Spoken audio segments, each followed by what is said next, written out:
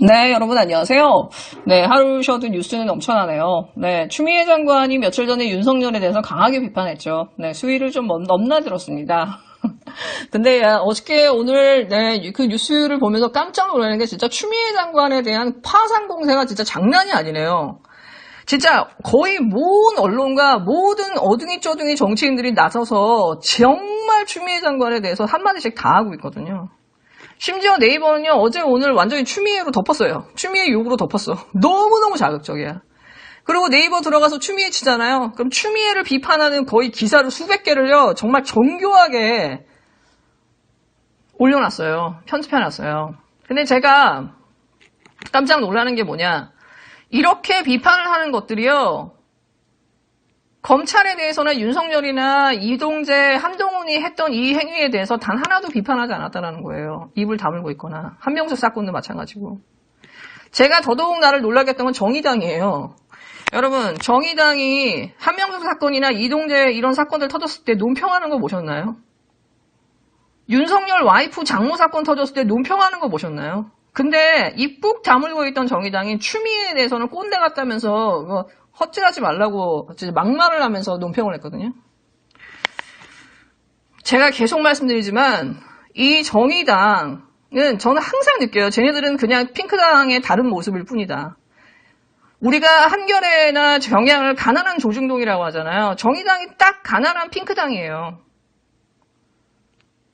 지금 정의당은 심지어 노동도 포기했거든요. 이제 여자 일베들이죠. 워마드나 메갈로 거의 채워졌다고 봐야 돼요. 이제 원래 핑크당은 일베당이었고 그냥 남자 일베와 여자 일베들이 다 같이 만난 거예요. 21대에서. 예, 저는 이 윤석열은 너무 행복할 것 같아. 제가 항상 윤석열을 보면서 느끼는 게 뭐냐. 윤석열은 본인이 직접 싸우지 않아요. 윤석열에 대해서 단 하나의 흠집이라도 날 것 같으면요. 마치 윤석열이 한동훈을 보호하듯이 전 언론과 이 찐득이들과 이 안철수나 이런 권은희나 이런 찌끄레기들이 전부 다 조중동과 연합해서요. 진짜 뭐라고 하죠? 단일 대우를 형성해서 한 사람을 공격해요. 조국한테도 그랬고 윤미향한테도 그렇고 지금 추미애한테도 똑같은 짓을 하거든요. 마치 윤석열은요, 그 전국 시대의 사무라이들 앞에 쫙 세우고서 뒤에 있는 쇼군 같아요. 윤석열은 싸울 필요가 없어. 가만히 있어도 윤석열은 다 나와서 같이, 진짜 온몸을 다해서 싸워줘요. 근데, 윤석열 같은 저런 캐릭터, 윤석열 같은 거의 히틀러에 가까운 저런 캐릭터를 옹호하는 정치 세력이나 저런 찐떼 같은 정치인들이 아직도 우리의 어떤 기존의 정치권에 머물고 있다라는 거, 저런 인간들이 기존의 정치를, 언론을 좌우하고 있다는 게 사실 이 나라의 가장 큰 슬픔이에요. 민주주의를 가질 자격이 없는 자들인 거예요. 네, 일단 정의당은 사망 선고입니다, 제가 볼 때는. 이번 주는 하태경이 워낙에 인천공항 공사 가지고 꼴값을 떠는 바람에 그 이재용이 그 수사심의위원회에서 불기소 권고를 받은 거에 대한 뉴스가 싹 사라졌어요. 1년 9개월간의 검찰 수사가 그냥 9시간의 이 난상 토론 가지고 그냥 이재용은 그냥 무죄가 된 거예요. 심지어 수사도 그만하라고 중지하라는 결론이 나왔어요. 이렇게 되면 언론 플레이 잘하고 이미지 관리 잘하고 돈 많은 재벌들은 전부 이 수사심의위원회 신청해서 다 빠져나갈 수 있는 거야. 여론재판을 해서. 이거야말로 진짜 불공정 아닌가요? 이런 거에 청년들은 분노를 안 해요. 놀랍게도. 이 나라 청년들은 너무나 선택적 분노를 해. 난 그게 참 놀라워. 예, 솔직히 하태경이 이 인천공항 비정규직 문제 처음 딱 내세웠을 때 워낙 꼴값을 떠니까 그냥 무시했어요. 심지어 바로 즉시 MBC에서 팩트체크를 해줬어요. 말도 안 되는 얘기라고. 하나하나 다 반박을 했어요. 근데 이게 사그라들질 않는 거예요. 심지어 청와대 청원까지 올라와요. 지금 24만이 넘었다고 해요. 그거에 그 글을 올린 사람도 그렇고 그거에 동조한 청년들이 이 나라 청년의 주류라면 정말 대한민국은 저는 희망이 없다라고 봅니다. 솔직히 하태경이 지금 얘기한 거는 일반 사무직이나 경영관리직과 이 인천공항의 보안요원이나 특수경찰 직군하고는 완전히 다른 거잖아요. 마치 청소 노동자들 비정규직인데 정규직으로 전환하겠다라는 거랑 비슷한 거거든요. 근데 이거를 인천공항공사에 사무직을 지원하는 사람들이 나서가지고 이건 청년들한테 불공정이고 이거는 부정채용이고 반칙이다라고 하는 논리를 가지고 이 하태경이 선전선동을 하는데 이게 어느 정도 먹혔다라는 거예요. 이 며칠 지나고 나니까 대통령의 지지율이 12%가 떨어졌대. 이 청년들 사이에서. 정말 절망합니다. 이 부분에 있어서. 나는 청년들이 이 워마드나 메갈이나 일베성의 이런 선동들한테 왜 이렇게 저는 민감한지 모르겠어요. 솔직히. 어떤 면에서 저는 이 대한민국 청년들이 그런 부분을 가서 너무나 서로가 서로한테 너무나 민감하고 서로 좋은 관계나 친구 관계나 연인 관계들이 이렇게 깨지는 걸 제가 너무 많이 보면서 어떻게 저렇게 세계관이 좁을까. 톨레랑스가 전무한 거예요. 지금 청년들이. 자기와 조금만 다른 거에 대해서 남이 조금만 더 가진 거에 대해서 이걸 견뎌내지 못하는 거야. 단 1.2점도 내가 떨어지고 손해보는 걸 견디지 못하니까 이 열혐남염들 사실 거기서 출발한 거거든요. 타인이 잘 되면 나도 잘 될 수 있는 것이라는 거에 대한 이 연대의식이나 공존의식이 제로예요. 물론 대다수의 그거지 않겠지만 이런 저질 정치인에서 저렇게 많은 청년들이 선동당하고 있다는 거에 대해서 진짜 절망하지 않을 수 없어요. 워마드, 메갈, 일베 다 마찬가지고 소위 일베를 찬양했던 애가 하태경 아니에요. 이런 애가 지금 공정을 얘기합니다. 로또 취업이라고 합니다.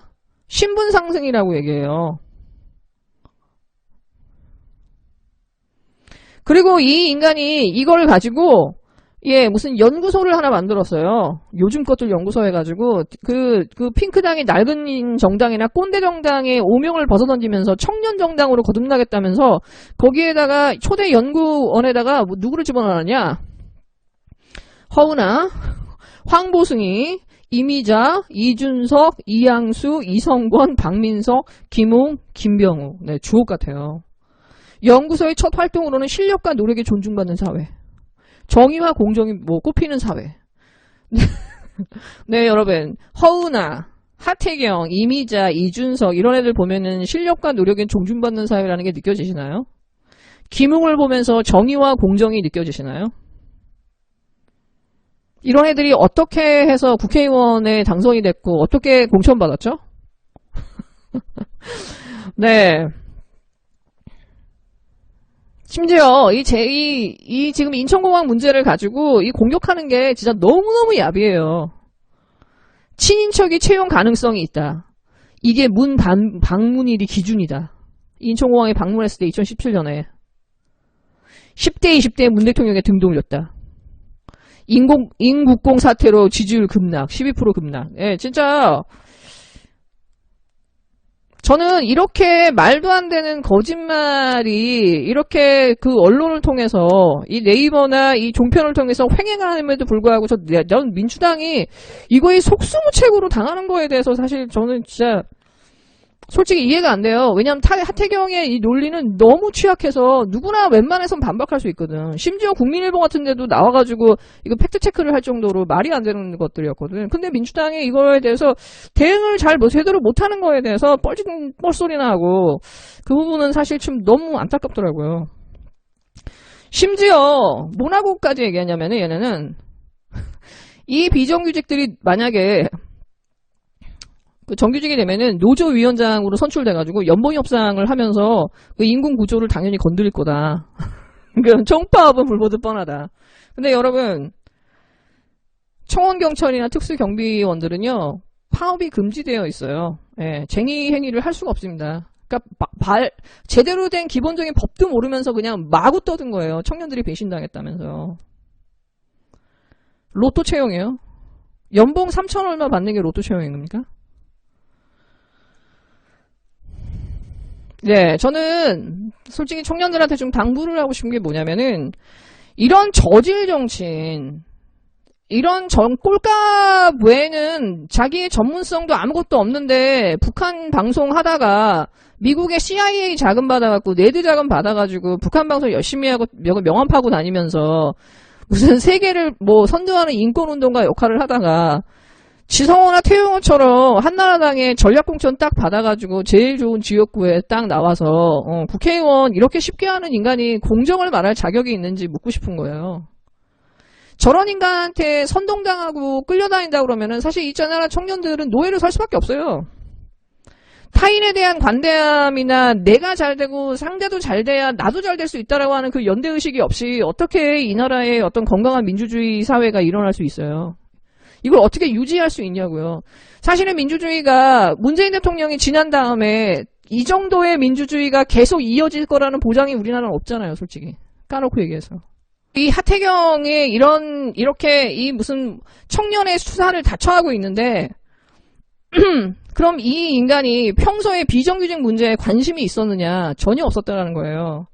20대 국회에서 철도, 항공, 이 생명 안전에 해당하는 업무는 기간제나 파견직을 금지한다라는 법안부터 이미 발의되어 있었어요. 특히 공항이나 보안 검색 업무는 파견직을 제한해야 된다는 법안까지 정규직화를 해야 된다는 법안이 전부 연이어 발의됐지만요. 이게 환노위에서 상정조차도 하지 못하고 다 폐기됐어요.